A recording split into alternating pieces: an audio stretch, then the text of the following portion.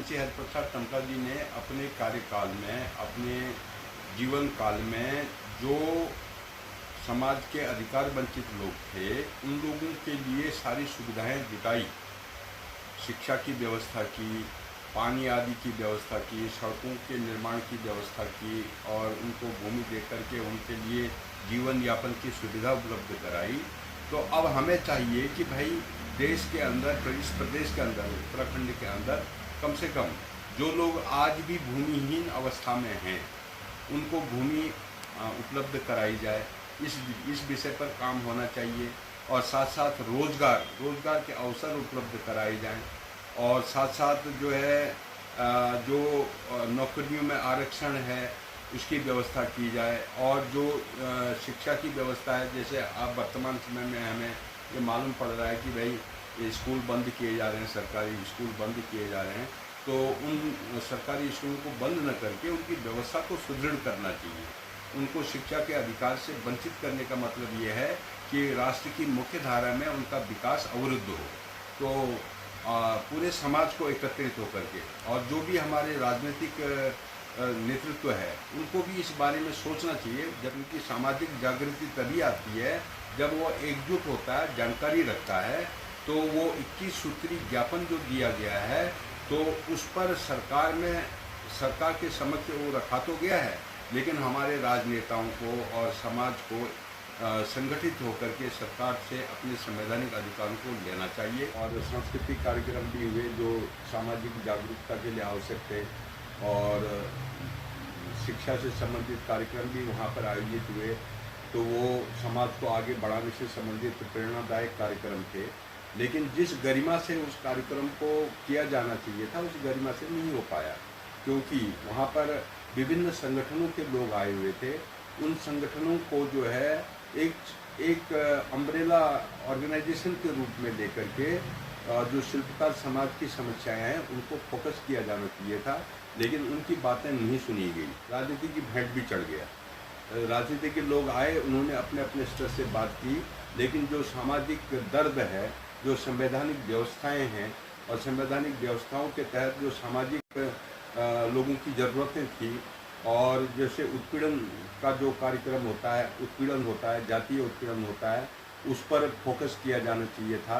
आए दिन जातीय उत्पीड़न पर्वतीय क्षेत्र में होते रहते हैं और उसमें कानून व्यवस्था को सुदृढ़ करने के लिए एक प्रशासनिक दबाव भी बनाया जाना चाहिए था। और इसको और जो ज्ञापन दिया गया उस ज्ञापन को प्रत्येक व्यक्ति तक पहुंचना चाहिए। वो प्रिंट आउट होता, प्रत्येक व्यक्ति उस ज्ञापन को पढ़ता, तो उसमें एक जागरूकता आती और वो जो है अपने को संगठित करने में जो है लोगों को मार्गदर्शन देता, प्रेरित करता। तो साक्षी का बयान आज गई ज्ञापन पर उसी तरीके से जलाल में शताब्दी वर्ष को आज 100 वर्ष हो चुके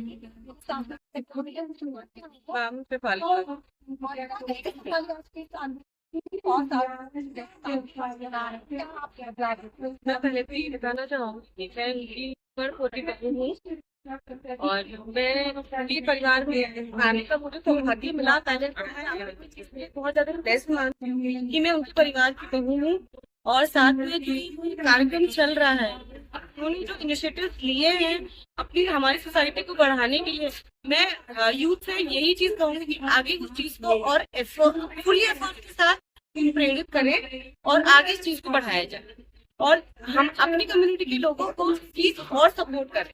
मैं तो इस चीज के लिए बहुत आभार हूँ कि उनकी वजह से आज बाकी लोगों को, महिलाओं को बहुत ज्यादा बहुत ज्यादा इनको मिला है, प्रोग्रेस मिला है इस चीज में आने के लिए। और नई महिलाओं को क्या कहना चाहेंगी? अब मैं यही कहना चाहूंगी कि उन्होंने जितने भी हमको पाथ दिखाए हैं उस चीज को वो फॉलो करें और आगे उस चीज को और फैलाया जाए, ताकि जो हमारा वर्ग, जो कमजोर वर्ग है, वो उस चीज को देखे, समझे और पढ़ाई की तरफ और रुझान करे। मैं तो यही कहूँगी।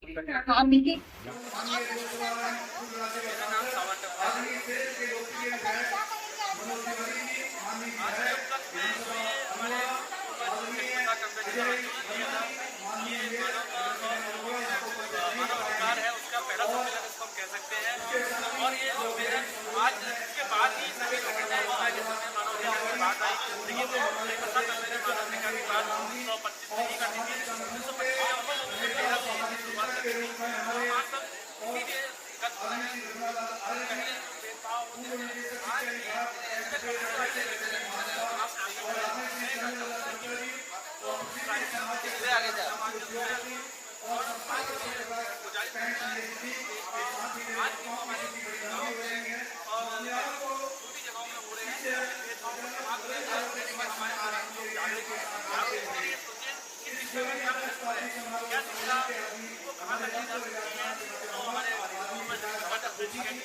बड़ों और संगठित रहो, वही संदेश को हम आप सबके सामने लेके आना चाहते हैं। हमने इसके लिए मैंने बताया था पिछले बार के लिए एक मीटिंग बताया था कि हमारे जो कन्ना जी हैं उनने पत्रकारिता हमने इसलिए चुनी क्यों, पत्रकारिता बहुत सस्ता माध्यम था, इसलिए उसको बढ़ावा देने के पत्रकारिता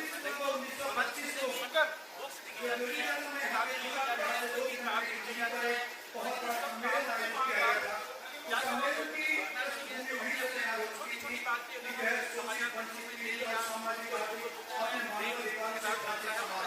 हमारी बात आज के फायदा जरूर दिखाई देगा। और शिक्षा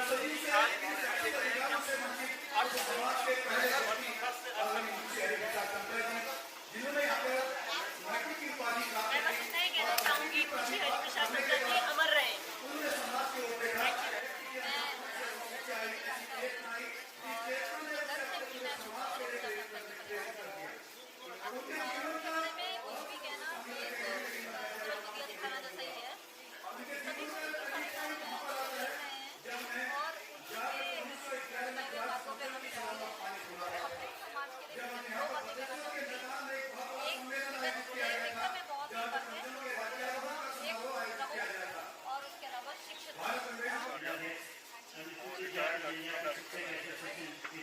क्या कहेंगे आज के उपलक्ष्य में?